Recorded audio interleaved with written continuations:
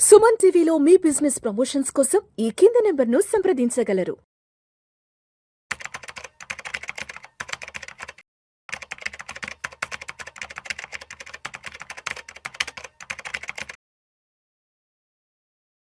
నమస్తే, welcome to Vishnu talks. నేను విష్ణు. ప్రస్తుతం మనతో పాటు stock market analyst SG Harsha ఉన్నారు. వారితో మాట్లాడదాం. నమస్తే హర్ష.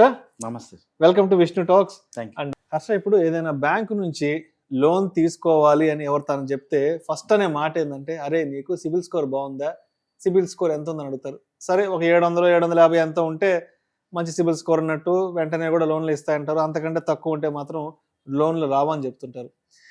అయితే ఇంకొంతమంది చెప్తుంటారు, హర్ష అరే నాకు సిబిల్ స్కోర్ చాలా బాగుంది, మంచి సిబిల్ స్కోర్ ఉంది, 750 పాయింట్ల వరకు ఎంత ఉంది, బట్ అయినా కానీ నాకు ఎందుకు వాళ్ళు లోన్ ఇవ్వట్లేదు, లోన్ ప్రొసీడింగ్స్ ముందుకు వెళ్ళట్లేదు అని చెప్తుంటారు.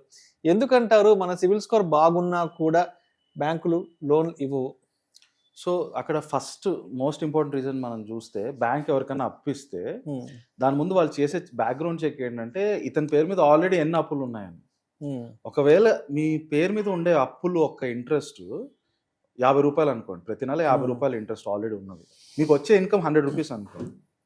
అంటే ఏమైంది, మీకు మంత్లీ 100 ఇన్కమ్ వస్తే అందులో 50తో ఆల్రెడీ మీరు ఇంట్రెస్ట్లు కడుతున్నారు.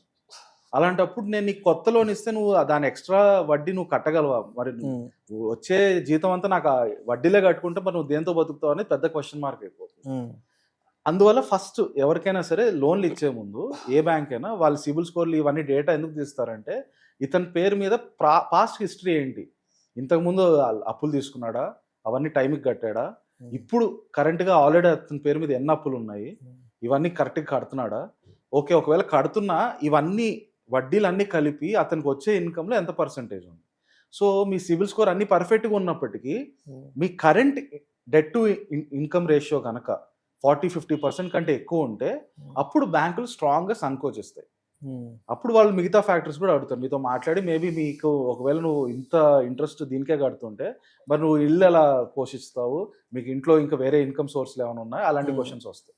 ఆ బేసిస్ మీద మళ్ళీ మీకు రావడానికి స్కోప్ ఉండొచ్చు. బట్ అదర్వైజ్ ప్రైమ్ ఆఫేసి ఎవరికన్నా already debt to income ratio 40-50% ఉంటే ఎనీ బ్యాంక్ సంకోచిస్తుంది మీకు వడ్డీ లోన్ ఇవ్వడానికి. సెకండ్ మోస్ట్ ఇంపార్టెంట్ ఫ్యాక్టర్ ఏంటంటే క్రెడిట్ మిక్స్ అంటాం. క్రెడిట్ మిక్స్ ఏంటంటే మీరు తీసుకునే అప్పులు కూడా రకరకాలుగా ఉండాలి. ఒకటి హౌస్ లోన్ అవ్వచ్చు, ఒకటి కార్ లోన్ అవ్వచ్చు, ఒక పర్సనల్ లోను, ఒక క్రెడిట్ లోను, క్రెడిట్ కార్డ్ టైప్ లోను. సో ఇలాంటి మిక్స్ ఉన్నప్పుడు అవన్నీ మీరు ఆన్ టైం పే చేస్తుంటే వాళ్ళందరికీ సిబిల్ స్కోర్ హై ఉంటుంది. 750 ఉన్నప్పటికీ అది 850 అక్కడ దాకా వెళ్ళడానికి మెయిన్ ఫ్యాక్టర్స్ ఏముంటాయి అంటే, టైప్స్ ఆఫ్ క్రెడిట్స్ మీకు రకరకాలు ఉండి వాటన్నిటిలో మీరు ఆన్ టైం పేమెంట్స్ చేస్తూ ఉంటే అప్పుడు మీరు పెరుగుతూ వెళ్తాయి. ఒక నంబరే కాకుండా ఓవరాల్ మీ క్రెడిట్ మిక్స్ బాగుందని బ్యాంక్ తెలుస్తుంది. అలా కాకుండా మీకు ఎప్పుడు ఒకటే సింగిల్ టైప్ లోన్లో ఉండింది అనుకోండి, ఎప్పుడు నాది పర్సనల్ లోనే ఉండింది అనుకోండి, అప్పుడు కొత్త లోన్ ఏదన్నా హౌసింగ్ లోనో కార్ లోనో కావాలంటే అక్కడ ఇష్యూ వస్తుంది. ఇతను కంటిన్యూస్గా పర్సనల్ లోన్ మీద ఉన్నాడు, ఇతను నేను కార్ లోన్ ఇవ్వచ్చా, హౌస్ లోన్ ఇవ్వచ్చా అని. ఇలాంటివి జరగకుండా ఉండాలంటే better to have at least 2 types, ఒక పర్సనల్ లోను, ఒక క్రెడిట్ కార్డ్ లోను, లేదా హోమ్ లోను, ఏదో ఒకటో రెండో ఉంటే అప్పుడు మీకు కొత్త లోన్ రావడానికి ఈజీ అవుతుంది. అదర్వైజ్ బ్యాంక్ అక్కడ మళ్ళీ కొంచెం వెనకాడతాయి కొత్త టైప్ ఆఫ్ లోన్కి మీరు అప్లై చేస్తున్నప్పుడు, మీ క్రెడిట్ మిక్స్ బాగా లేకపోతే. మూడోది ఏంటంటే లోన్ ఎంక్వైరీ. మీరు లోన్ కోసం ఎంక్వైరీ చేసే ప్రతిసారి వాళ్ళు సిబిల్ స్కోర్లు అవన్నీ చెక్ చేస్తారు కాబట్టి వీళ్ళ దగ్గర డీటెయిల్స్ ఉంటాయి, ఎన్నిసార్లు ఇతను లోన్ కోసం అడుగుతున్నాడని. ఒకవేళ మీరు రెగ్యులర్గా లోన్ నాకు అప్పుకోవాలని రెగ్యులర్ ఎంక్వైరీస్ ఉన్నాయంటే అప్పుడు అర్థం ఏంటి, మేబీ అసలు ఇతను బతకడమే అప్పులు తీసుకొని బతుకుతున్నాడేమో అని పెద్ద క్వశ్చన్ మార్క్ వచ్చేస్తుంది. సో అప్పుడు నేను కొత్త లోన్ ఇవ్వడానికి నాకు ఆబ్వియస్గా న్యాచురల్గా నేను వెనకాడుతాను. సో బ్యాంక్స్ అయినా కూడా రెగ్యులర్గా అప్పుల కోసం అడుగుతున్నాడు అంటే that will become very negative factor for. నాలుగోది ఏంటంటే కొంచెం అవుట్ సైడ్ ఫ్యాక్టర్ ఏంటంటే, మీరు రెగ్యులర్గా జాబ్ చేంజ్ చేస్తున్నారు అనుకోండి, అప్పుడు మీ ఇన్కమ్స్ చేంజ్ అవుతూ ఉంటుంది. Exactly, right. అక్కడ బ్యాంక్ కి ప్రాబ్లం ఎక్కడ వస్తుందంటే, సరే ఈ రోజు అప్పు తీసుకుంటే ఇప్పుడు కడతాడు 6 months 7 months, దాని ద్వారా సడన్ గా ఇతను మళ్ళీ ఉద్యోగం మారిపోతే, జాబ్ స్టెబిలిటీ లేకపోతే అప్పుడు ఏంటి నా పరిస్థితి, నేను ఇచ్చిన దానికి మళ్ళీ నా వడ్డీలు వెనక్కి వస్తాయా లేదా, ఆ ఇష్యూ బాగా ఉంటుంది బ్యాంక్స్ కి. సో అందుకని సిబిల్ స్కోర్ బాగున్నా అక్కడ ప్రాబ్లం వస్తుంది. ఇంకో ఫైనల్ ఫ్యాక్టర్, 5th ఫ్యాక్టర్ ఏంటంటే, ఈ బ్యాంక్స్, ఎన్బిఎఫ్సి వీటన్నిటికి కూడా ఇంటర్నల్ లిమిట్స్ ఉంటాయి. సో వాళ్ళకి certain class of peoples, self employed వాళ్ళకి నేను నీకు మంత్లీ మొత్తం నా దగ్గర ఉండే సెల్ఫ్ ఎంప్లాయిడ్ లోన్స్ అన్నీ కలిపి 1,00,000 కోట్లు దాటకూడదని లిమిట్ ఉండొచ్చు. అప్పుడు మీ దగ్గర సిబిల్ స్కోర్ బాగున్నా మీరు మళ్ళీ వెళ్ళి అప్లై చేస్తే బ్యాంక్ ప్రాబ్లం అది. బ్యాంక్ ఇంటర్నల్ గా నేను ఇంతకు మించి నేను కొత్త సెల్ఫ్ ఎంప్లాయిడ్ వాళ్ళకి ఇవ్వలేను కనుక నేను ఇవ్వలేను అని చెప్పొచ్చు.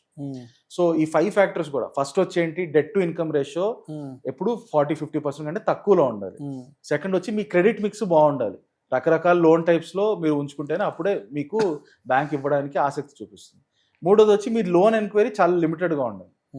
ప్రతి నెల పోయి నాకు లోన్ కావాలి అన్నారంటే మళ్ళీ అదే పెద్ద నెగిటివ్ ఫ్యాక్టర్ గా మారుతుంది. ఫోర్త్ వచ్చి మీ జాబ్ స్టెబిలిటీ ఇంపార్టెంట్. మీరు ఊరికే జాబ్స్ చేంజ్ అవుతున్నారంటే ఇతను అప్పు తీసుకున్నాక తర్వాత జాబ్ మానేస్తే నా పరిస్థితి. ఫిఫ్త్ వచ్చి మీ చేతిలో లేదు అది. బ్యాంక్, ఎన్బిఎఫ్సిస్ వీటికి ఇంటర్నల్ లిమిట్ ఫ్యాక్టర్స్ ఉంటాయి. ఒకవేళ వాళ్ళకి ఇంటర్నల్ లిమిట్ గా నేను ఇంతకు మించి నన్ను లోన్స్ ఇవ్వలేను అంటే మీరు ఏం చేయలేరు. అప్పుడు మీరు కొత్త చూసుకోవాల్సి వస్తుంది.